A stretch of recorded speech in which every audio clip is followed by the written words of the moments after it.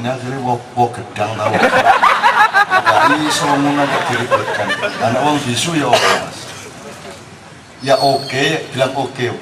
Ya itu aja, nggak ada masalah, diterima aja. Apalagi ya. Saya kasih 2 contoh.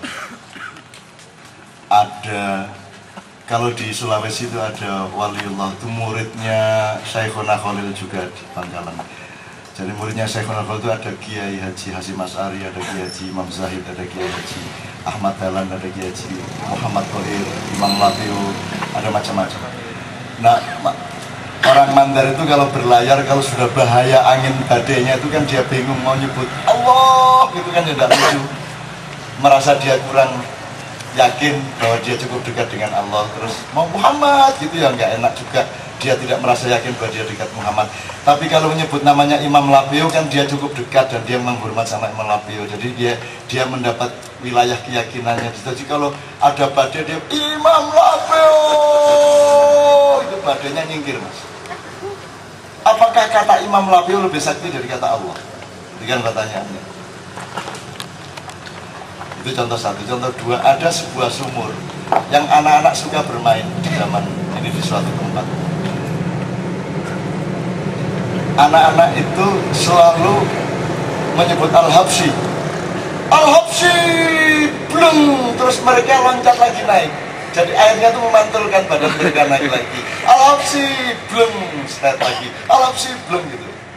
Ada seorang sufi ulama datang, Al-Habsyi wiritan capopo. Ya Allah atau paling tidak Muhammad Allah. Terus coba gini, Allah baru terjun, Allah belum nggak balik. Nah, jangan dibandingkan kata Allah dengan Al-Habsyi. Anda kan kenal komputer, Anda kan kenal hard disk, Anda kan kenal memori, Anda kenal inisial, Anda kenal apa sih mas? Partisi, ya mas ya. Partisi. Itu partisi itu kan sangat dasar. Kalau partisinya, ya sebelum Anda bikin memformatkan partisinya diperjelas. Kalau DOS apakah FAT apa kan, kalau Mac bagaimana kan ada. Nah itu kan soal partisi itu mas. Jadi yang memang oleh masyarakat itu, Allah itu memuatkan dirinya di dalam kesadaran budaya yang diwakili oleh kata Imam Lapiu. Begitu dia sebut ngelihat imam, itu dia langsung sama Allah dekat. Ngerti nggak? Kalau disebut Allah itu dia minder. Allah kan maha tinggi. Ini kayak orang yang saya ceritakan, orang Suriname di Belanda yang saya tanya, kowe isi muslim? Ora. Islam ke apa elek? Itu jawabnya. Saya tanya, ini orang baik atau buruk mas? Dia bilang Islam itu baik, saya elek, maka saya tidak Islam. Islam itu saya junjung tinggi, jangan sampai saya masuk Islam karena saya kotor, saya jelek. Akhirnya mas, daripada para pengotor ini mengaku-ngaku Islam.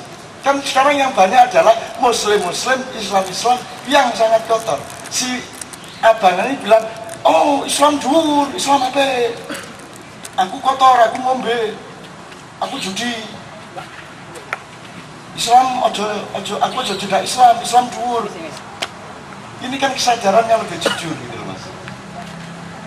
Nah jadi Al-Habsyi juga begitu mas.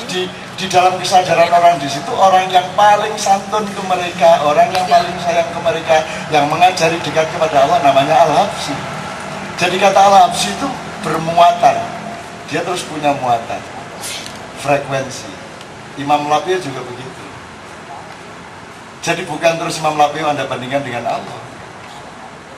Itu ya mas ya. Nah kalau saya kembalikan kepada itu tadi, hu tadi, emang kata-katanya yang diterima oleh Allah. Kata-katanya apa muatannya? Muatannya. Anda pikir kalau Anda haji terus tawaf terus mencium Hajar Aswad yang Anda cium batu gitu? Kan bukan batunya yang Anda cium. Masa ngombe, masa apa? Anda pikir itu Baitullah gitu? Ka'bah itu Baitullah. Terus kalau itu Baitullah yang di sini bukan Baitullah gitu? Kan nggak gitu mas, cara berpikirnya mas.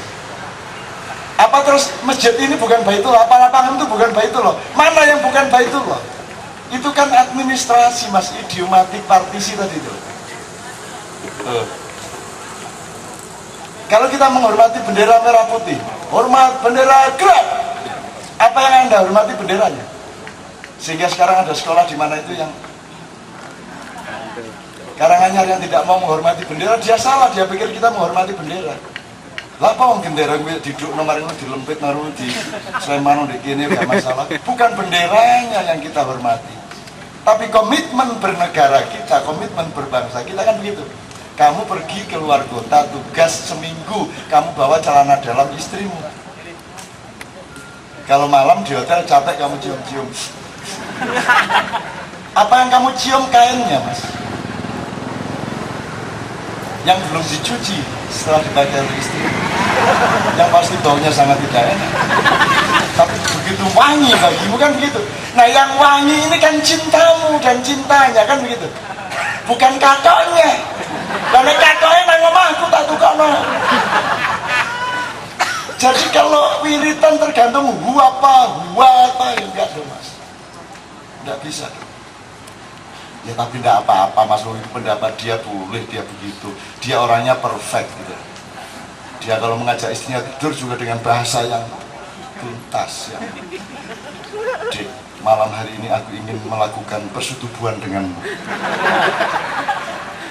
Untuk malam hari ini Kama Sutra pasal 56.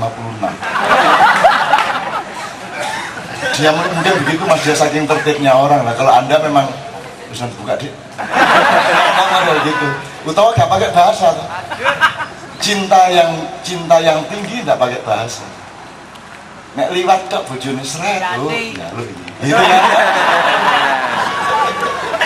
Gitu. Nek cara yang budi kan sedekah. Mas ading sedekah mboten. Ayo nggih kan. Nah, monggo mas ya, tapi menurut saya Anda hindari konflik itu. Tidak usah diurus, tidak apa-apa, dia dengan keyakinan sendiri.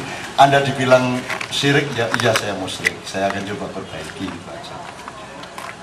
Kalau Anda capek disirik-sirikan, dikafirkan terus, ya lu mas saya sudah lama kafir, dan saya ini jadi kafir.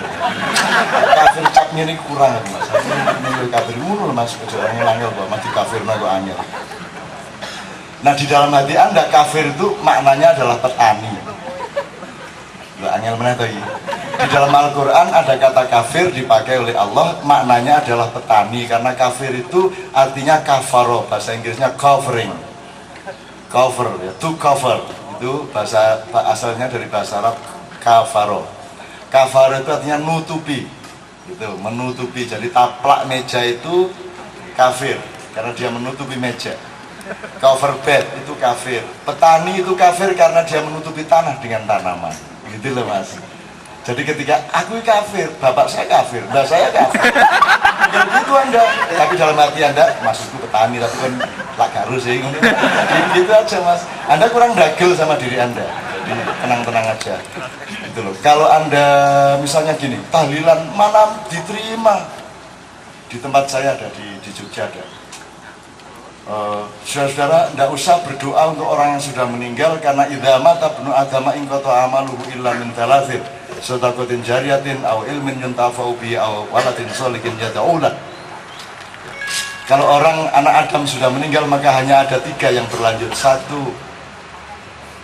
sedekah jariyah yang pernah dia lakukan. Nomor 2, ilmu yang bermanfaat dari almarhum. Nomor 3, anak soleh yang mendoakan. Dan Anda semua kan bukan anaknya, jadi nggak akan sampai doa-doa Anda untuk almarhum. Begitu kan kalau tahlilan, tidak akan sampai. Nah kalau Anda berani, kalau ada yang menyatakan doamu tidak akan sampai, tidak ada gunanya tahlilan, terus kamu berdiri, oke saudara, kita akhiri tahlilan dan kita ganti dengan doa, semoga ustadz ini masuk neraka. Allahumma amin, amin, masuk neraka, amin, masuk neraka, amin, masuk neraka. Nanti kalau dia marah, tenang aja, nggak akan sampai doanya. Kamu bukan anakku, anak kamu bukan bapak, nggak akan sampai, gitu mas. Gitu aja, berani gitu mas. Tolong ya mas ya. Begitu disuruh berhenti tahlilan, berdiri. Oke saudara, kita hentikan tahlilan, kita ganti dengan doa, mudah-mudahan al ustadz oleh Allah dimasukkan ke neraka sewel-welnya, dan di sana diinjak-injak, disetrika dengan setrika api, terus oleh malaikat dijadikan bola, kemudian ditambah-tambah macam-macam. Amin, amin, amin, amin. Kalau dia marah, tenang aja, nggak akan sampai doakan.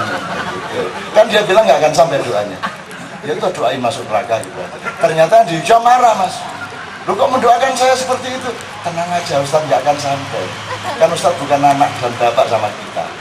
Yang kabul kan doanya anak yang soleh kan. Nah, sampean kan tidak punya anak, saya jadi tenang aja, nggak akan sampai kok, tenang aja. Meskipun kita doakan kayak apapun. Ngono Mas, naik gendel, naik gak menengai. Atau kalau Anda sholat di sebuah masjid terus dipel, gitu ya, dipel. Nah, sering-sering ke situ supaya dia sering ngepel. Kalau perlu direncanakan nganggur-nganggur, bawa temen 5 orang, terus kamu sholat dulu, dipel, saja begitu selesai nyepel, datang satunya lagi, dipel lagi, datang lagi satunya nyepel, jarno aja ngepel sedino, gitu, nggak ada masalah.